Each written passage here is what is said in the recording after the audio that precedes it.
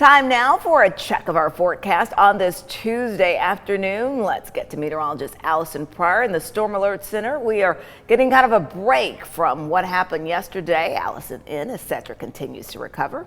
Here's Alison with the forecast.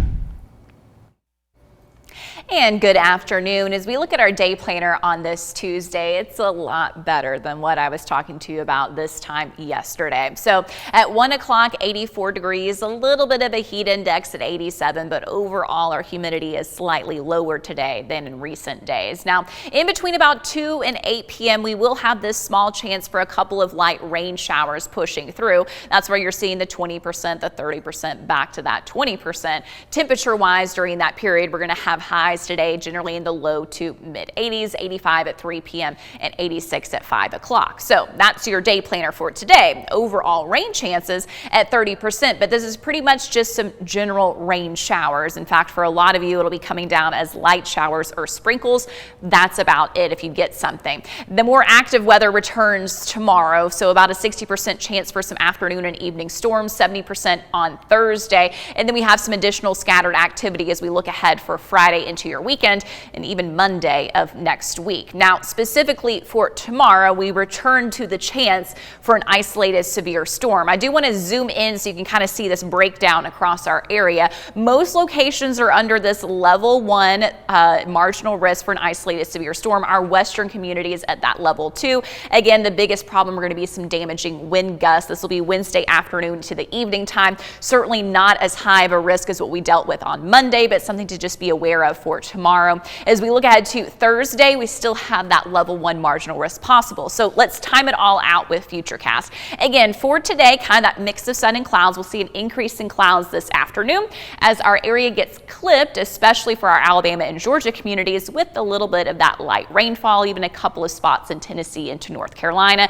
from about 2 to 8 p.m. Once we get past about 8 o'clock this evening, all that moisture pushes out. We end up with mostly clear skies overnight.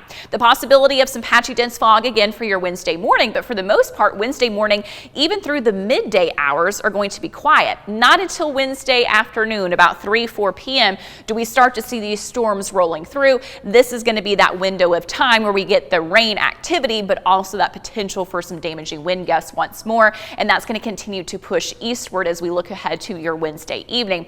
Everything dies down Wednesday night to Thursday morning, and then we start to have more activity. Notice this is 5:30, so even before sunrise on Thursday, we'll have these kind of on and off periods of showers and storms throughout the day on Thursday. So a little bit more of those rainier conditions, keeping that raincoat handy, and again, that small risk for an isolated severe storm. So total rainfall when we look at today, tomorrow through Thursday afternoon at 2 p.m., anywhere from a trace to up to an inch of rainfall will be possible. Those higher totals, getting those streaks in the green, will be from any kind of repeated storms. For today, though, you get that mix of sun and clouds. A few additional clouds this afternoon as we have those light rainfall chances. Highs for most places are going to be in the low to mid 80s. Do notice Altamont a little bit cooler at 78. For tonight, mostly clear, lows falling to the 60s. Murphy a little cooler at 59 degrees. And then tomorrow, highs once again in the 80s with that partly sunny sky. And again, dry for your Wednesday morning through the first part of the afternoon, or the Wednesday mid-afternoon into the evening that we'll have that storm risk. Some additional storms on Thursday, keeping those highs a little bit cooler. And then by Friday,